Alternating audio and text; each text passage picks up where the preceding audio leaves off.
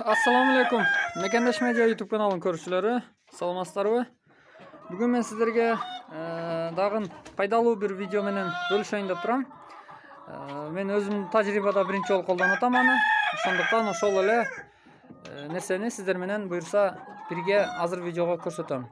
Андыктан биздин каналды биринчи жолу көрүп аткандар подписка кнопкасын басып катталып коюңуздар. Лайктан басып коюңуздар. Тугандар, ушул видеого ар бириңиздер бирден лайк басып коюңуздар. Сиздерден суранып кетем. Башкалар дагы ушул видео көргөнгө эме болсун, жакшы болсун. Ошондуктан бирден лайк басып коюңуздар, сураныч. Тугандар, бүгүн биз сиздерге гидропоника тууралуу сөз кылмакчымын.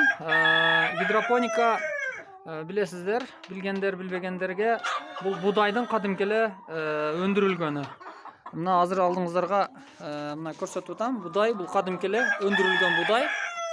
Мен үйдө кышта убактым болгон үчүн бул көп деле убакыт албайт. Үйдө кадимки эле үйдөгү патноско 1-2 сантиметр кылып будайды салып өндүрдүм. Өндүрүү жолу кандай болот десеңиздер, интернеттен дагы көрсөңүздөр болот. Мен дагы интернеттен карап эле үйрөндүм.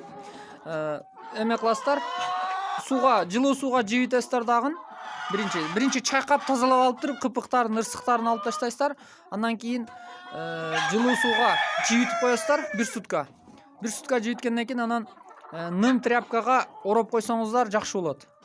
Дагы 1 сутка же 12 саатпы. Андан кийин патносторго салып туруп жайып, жылуу суудан куйсаңыздар, мына ушундай сиздерде дагы гидропоника болот. Бир азыр 7 күндө, 1 жумада даяр болду. Өз негизи 4 күндө эле даяр болот экен. Бирок мен муздак суу куйганыма ушундай кечирээк өсүп калды. Өз негизи жылуу суу куйуш керек экен. Анан бул кадимки эле үйдө эле эме кыласыздар. Үйдө эле үй шартында эле отурган үйүңүздөргө эле полкага коюп коесуздар. Полкага коюп койсоңуздар, үйдө эле кирип чыгып карап көз салып турасыздар. Буга жарыктык керек. Анан үйдөгү жылуулук жетет. 2 маал жылуу суудан куюп турасыздар. Көп суу болуп кетпеш керек. Мүмкүн болсо астын тешип, суусун сырыктырып турсаңыздар жакшы болот. Мен биринчи жолу эле кылып көрдүм. Ар бир нерсени мен эксперимент катары кылып көргөндү жакшы көрөм. Ошону дагы кылдым да, бирок чындыгында өсүү темпи жакшы болду. 1 жумада жетилди да. 21 декабрда койдум эле. Мына өзү бүгүн 29 декабрь.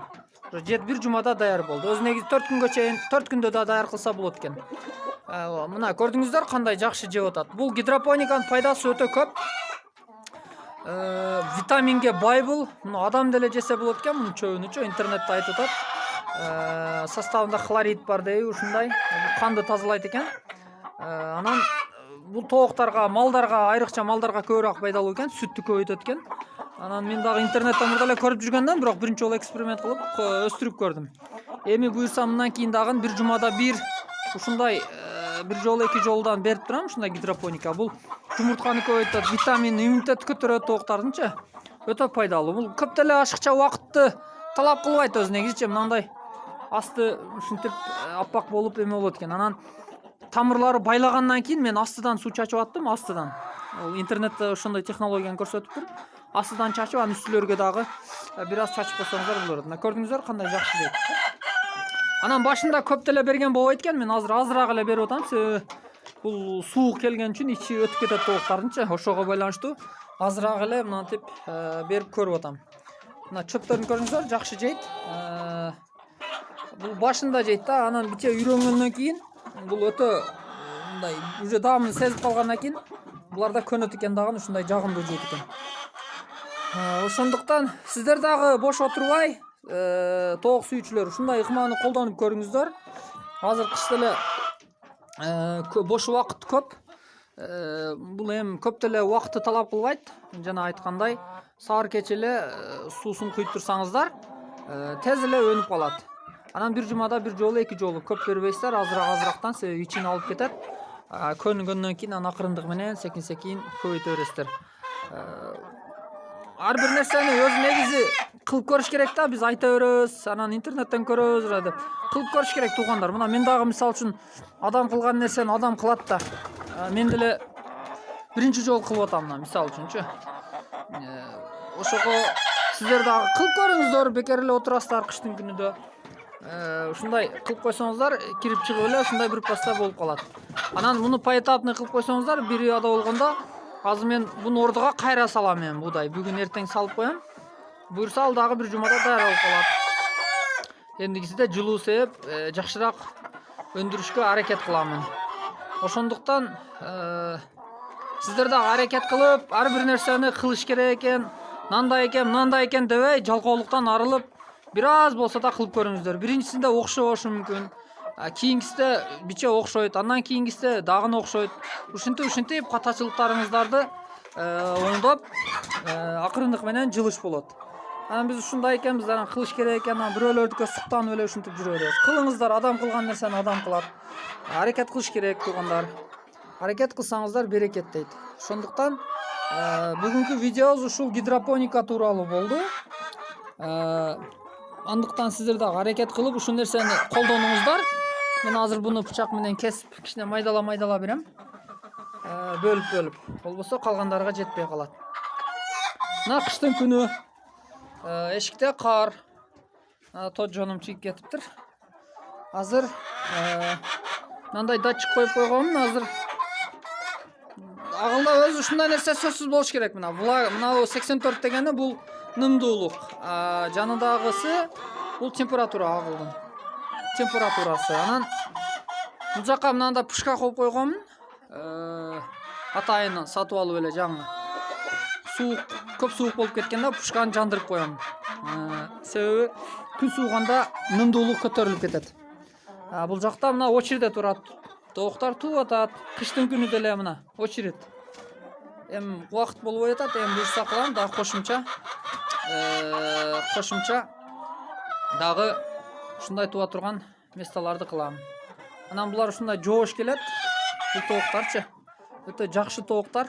Негизи мен башка парадаларды ham багып көрүп атам, туугандар. Бирок адлердин өзгөчөлүгү бар, бир адлердин эмеси башкача экен. Мындай жаны пышык, чоңоюшу дагы жакшы, жумуртка бериши да жакшы. Башка тооктардан көрө мен адлердин мындай баары бир өзгөчөлүгүнү байкадым. Ушул тоок мага өзгөчө жакты. Мындай вид көрүнүшү дагы, характери дагы, жумуртка бериши, жөжө десеңиздер, жөжө ачат. Билбейм, мага өзгөчө ушул порода жагып атат. Барган сайын жагып кетип атат. Болгону канды алмаштырып туруш керек. Анан канды алмаштырып туруш керек. Канды алмаштырып дегени кандай? Жылда короздорду эле алмаштырып койсоңуздар болду. Башка линияны алып келип коюп койсуздар болду. Ошондо кан алмашып калат. Тиги жакта тот жондорум турат. Тот жондорум да жакшы. Ага короз эме кыла элекмин. Буюрса короздорун алсам, алмаштыра элекмин. Короздорун алмашсам, буюрса аны дагы жумурткаларын сата баштайбыз. Азырынча адлер эле. Мына көрдүңүздөр кандай сүйүп жеп атат. Болбосо бул биринчи жолу жеп атат буларчы. Өмүрүндө чынын айтсам биринчи жолу гидропоника жеп атат. Но ошондой болсо дагы аппетит менен жеп атат. Бул көп деле кыйынчылыгы жок экен өзү негизи өстүрүшүн. Болгону бир эле жери бар экен. Аракет кылыш керек экен, чыгыныш керек экен, кылыш керек экен. Ошол эле. Атак ашыкча эмгекти талап кылбайт. Ошол туугандар. Аракет кылыңыздар. Жумурткалар Кудайга шүгүр тууп атат тооктар. Кыштын күнү аракет кылса болот. Сиздерде эле ушундай помещениялар болсо керек, жөн жаткан. Же болсо склад кылып колдонгон мындай эмелерди, ичке буюмдарды алып кирип коюшуңуздар мүмкүн. Азыр малды көпчүлүк деле карабай калды, чынын айтсам. Бир чекесиге жылдырып, аз да болсо 20та, 30та, 10та болсо да кылып аракет кылыңыздар, туугандар. Аракет кылыш керек. Анан отура берсек, кылыш керек эле, кызыгамын дештен эме болбойт да, чыгыныш керек. Кичине чыгынып койсоңуздар, бисмилла деп, Алла өзү жардам берет. Ошондуктан аракет кылыңыздар, туугандар. Бардык нерсени кылса болот.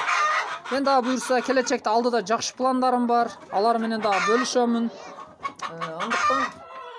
Андыктан сиздер дагы аракет кылып, ушундай көпчүлүгү тоокко кызыгат, бирок кылбайт да, кылыш керек деп жүрө берет. Ошого чыгынып кылыңыздар. Сіздерге дагы ушундай тоок багууну, ушундай жакшы бир өзүңүздөрдүн сүйгөн кесибиңиздерди, то есть жаккан нерсени сіздерге дагы насип кылышты каалаймын. Сіздер менен Мекендеш медиа YouTube канал болду. Кийинки видеолордо көрүшкөнчө саламатта калыңыздар. Негизи сіздер кандай парада тооктора кызыгасыздар? Мага комментарий калтырып коюңуздар. Сіздердин да оюңуздарды билип коеюн туугандар. Сураныч.